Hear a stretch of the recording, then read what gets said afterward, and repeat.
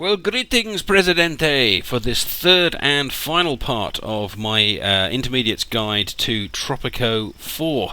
And in this final part, we're going to be looking at how to keep your island safe from rebels, and also having a look at the imports and exports feature of the game. If you haven't checked out parts 1 and 2, click the links on the screen, because there's some tips there that I'm sure you won't want to miss.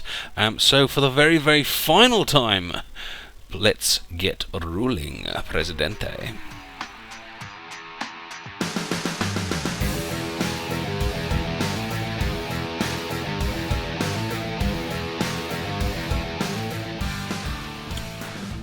Okay, let's talk safety. Now, there's a few things that I mean when I come to safety. The first is crime. And you can build police stations to combat that, especially near your very, very dense residential areas. But you can see that that one police station there is covering most of this city. You know, there's no real yellow or red, and it's only when you come all the way down here that we can see a little bit of kind of crime involved, but it's not very much at all. But once you have the funds for a police station, and to be honest, you've got nothing else to build, you can consider building one. But even more important than the police station, I would say, is getting your armory and your soldiers up and running, because you will end up with rebels, especially at kind of the early to mid game, before you've managed to get happiness up, and getting happiness up takes a long time. You will get people that wish to rebel against you, and you can, I think you can check to see how many rebels you've got at any time. I think if you go into, is it job? You can see the amount of criminals here on the second one, but you've got to be careful with the amount of rebels, because if the rebels get more than your soldiers by a significant amount, and then they do actually launch an attack, you can get shot, El Presidente. You can die. So when you have enough money, when you have some college educated people, and again this brings me back to the importance of getting that college and high school and grade school education up and running early on, you need to get yourself an armory, and you need to give yourself a few places like guardhouse, because that will give you 3 more soldiers, or if you've got the DLC, a bunker, which will give you 6 soldiers if you choose to activate all of them. And of course, if you've got the DLC as well, you also have the exciting the exciting decorations to go with it as well, especially the tank. Oh yes, very good, very exciting. But mainly you need these guys, because if you get a rebel attack, you could die, and they come very, very suddenly. And I've lost a few games now just because I had, say, like 8 rebels on the island. Didn't really think it was too much of a problem, but I only had 5 soldiers or 6 soldiers, and then things turned against me. So it is worth, when you can, getting yourself an armory for some generals, and then a bunker and a guard station. I mean, you don't need huge amounts. I mean, I haven't got that many soldiers on my island here. If I go to my lists and occupation job, we can check out the amount of soldiers.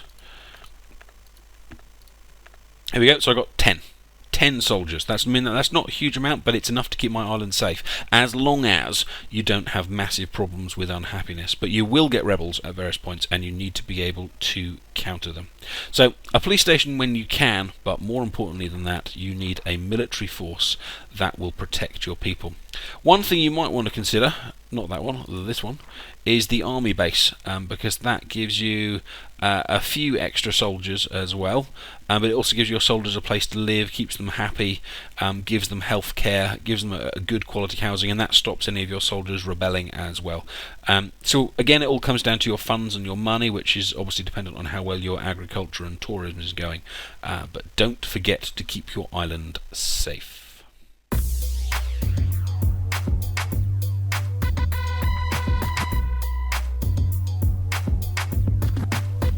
And lastly, let's talk imports and exports. If you click on your almanac and go to trade, you can see the amount that you spend on exports and imports, and you can see the amounts as well. If you click on top import, you can see I'm spending most of my money is going on gold, to import and export. I can see that weapons is my biggest success here, but the important thing to know here is that there are limits to the amount that you can import, which is set by your docks. If I click on the dock, the bottom option here says max imports per ship, and when you start, if I move it down, it will be on 5,000. Now I can take it all the way up to 20,000 and then even set it to no limit, but be careful, because if you set it to no limit, you might find yourself giving out as much, buying in as much imports as you are exporting, because your factories especially have a nasty habit of hoarding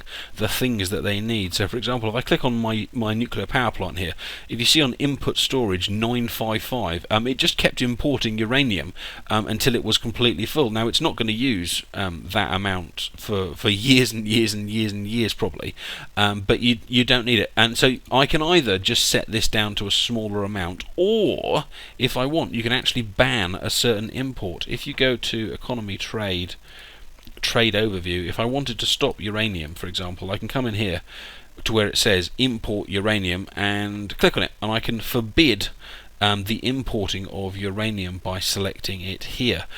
So you can control what's coming into your island and what isn't. I'll give you another example. Here is my cigar factory. Now, cigar factory needs tobacco. Now, I can import this to give it a brilliant input storage of 1090, and I can also bring it in from my farms. I think I've got a tobacco farm over here somewhere.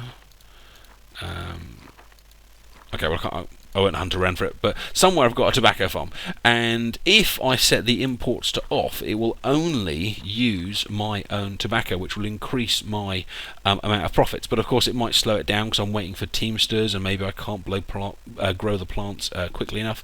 So you need to make that call for yourself. Are you going to be entirely self-sufficient? So ban the importing of things like tobacco, or are you going to allow the imports to support your personal growth? But it's important to kind of look at every factory that you build and work out where is it getting its raw product from. So for example, my jewellery factory, which is, I've forgotten what it looks like, it's one of these. There you go, jewellery factory, it's over there. That needs gold, and at the moment I don't have a gold mine on my island. I used to. It used to be over here. So at that point, I set my import. I forbade the imports at that point. But as soon as the gold ran out, you have to allow the import to come back in. Otherwise, your factory will simply stop producing. But you can still make a pretty healthy profit, even if you are importing the raw material and exporting the finished product. So that's my little guide, my little hints and tips for Tropico 4. I very much hope you've enjoyed this little kind of overview, and of course there is lots more to say on Tropico, so if you would like some more ideas or a more in-depth guide, do let me know in the comments section. And of course, if you've got any hints and tips for Tropico as well, again, stick them in the comments section and maybe I can put them into a future video. Thank you for watching. I hope you have found this an interesting and helpful guide. Please subscribe if you'd like to see more, or like the video if you have found it useful. Thanks a lot for watching. Take care, and I will see you soon. Goodbye.